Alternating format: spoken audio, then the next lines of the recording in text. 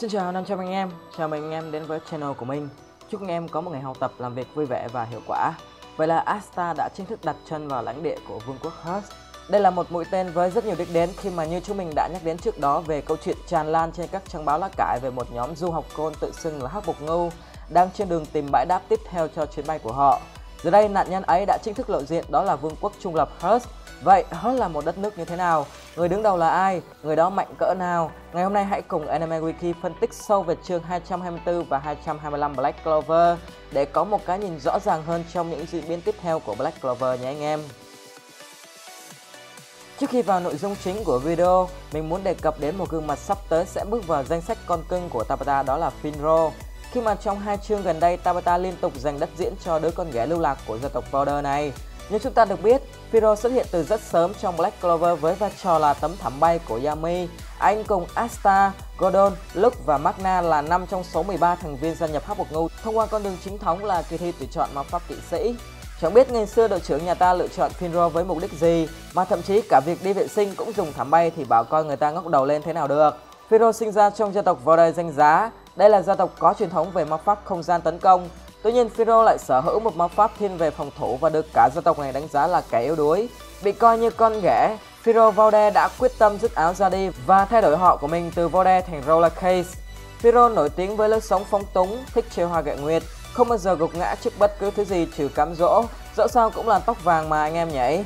Tuy nhiên trong cuộc đại chiến với tộc Elf, Finro đã ghi điểm mạnh mẽ trước đức vua Clover và cha mẹ mình khi đích thân thức tỉnh đứa em trai lầm đường lạc lối trở về với đất mẹ. Trong chương 224, để thăm hỏi đứa em trai ngỗ ngược trước chuyến đi lành ít dữ nhiều đến Hurt, Finro đã tele đến trụ sở Hoàng hôn đoàn. Tại đây, qua cuộc nói chuyện giữa hai đứa con trai nhà Vorde, chúng ta được biết Langris phần nào đã thừa nhận người anh trai cùng cha khác mẹ. Bên cạnh đó, đội phó của Hoàng hôn đoàn cũng liên tục nhắc đến việc Finro bị nguyền rủa khi luôn mất kiểm soát trước gái đẹp, khiến anh trai mình có phần hoang mang. Theo quan điểm cá nhân của mình thì nguyền rủa cái vẹo gì chứ, lại một nhân tố S coi ngàn lời của thầy U không bằng cái chu mông của phụ nữ đây mà, thấy gái là liêm sỉ gì tầm này nữa. Bên cạnh đó, việc đưa ra lời khuyên bảo anh trai từ bỏ tật ham gái, Laris còn thẳng thắn khẳng định một chân lý của cuộc sống. Đại khái nó là như thế này: anh cứ ăn chơi chắc táng với gái đi, còn chị dâu cứ để thằng em này lo. Đấy, anh em cứ nhìn thế mà học hỏi nhé. Như chúng ta được biết trong chương 223, khi Nathan thực hiện ma pháp định vị những người có dính dáng đến lời nguyền, ông cùng nhóm Asta đã phát hiện ra sự hiện diện rất lớn của lời nguyền ngay tại trung tâm của Vương quốc Hurt. Để giải đáp thắc mắc đó, Hắc Bộc Ngưu đã quyết định sẽ khởi hành đến vương quốc này. Trước là dạo một vòng để dò la địa điểm quấy cho đã, sau là tìm hiểu rõ về lời nguyền cực mạnh đang xuất hiện ở nơi này khi họ nghĩ rằng rất có thể Hurt liên quan đến Megicula, cái chết của mẹ Nole và cuộc tình quỷ cool Asta. Ngay khi mục tiêu xuất hiện thì vấn đề đầu tiên lộ ra đó là Hắc Bộc Ngưu sẽ phải xâm nhập vào Hurt như thế nào. Đó là việc không hề dễ dàng, bởi theo nhận định của Yami thì xung quanh quốc gia này đầy rẫy những loại bẫy rất đặc biệt. Cho dù sử dụng căn cứ châu điên xông thẳng vào địa phận Hurt, cùng với sự hỗ trợ của chú mèo Rose của Vanessa cũng không thể né hết được.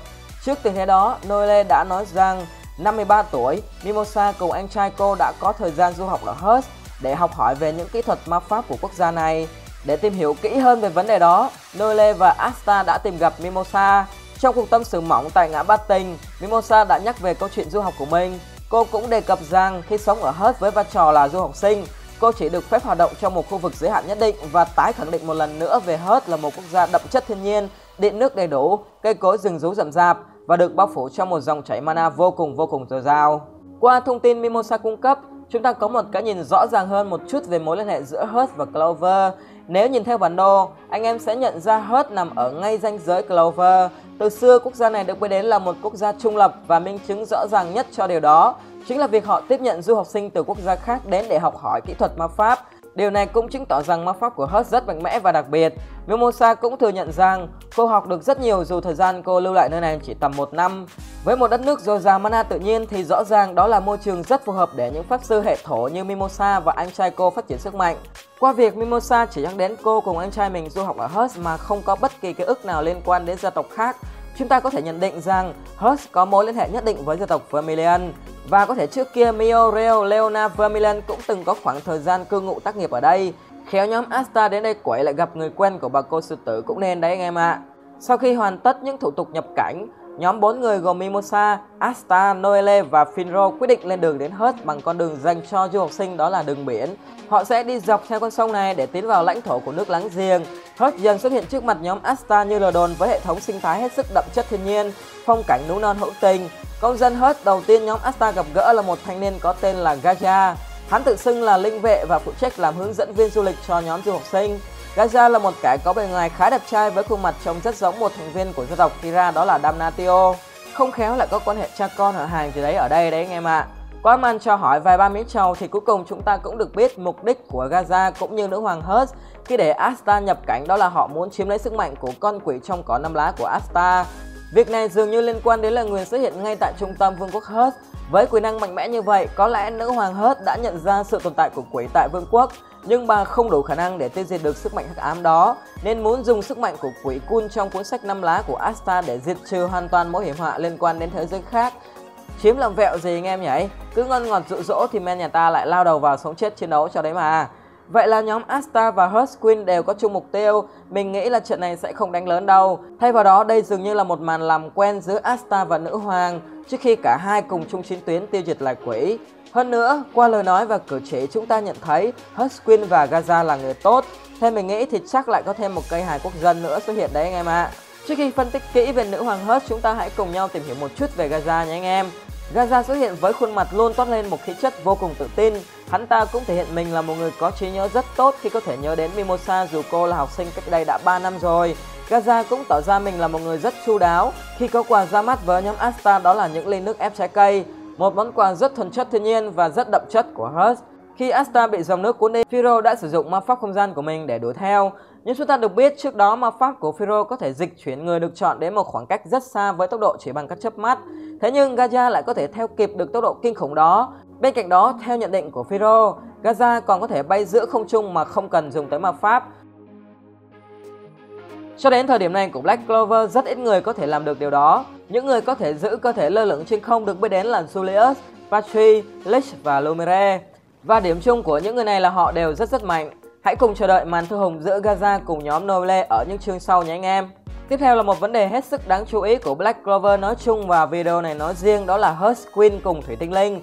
Trong chương 224, Mimosa đã nói rằng nữ hoàng Hurt có thể biết rõ mọi việc xảy ra cho vương quốc.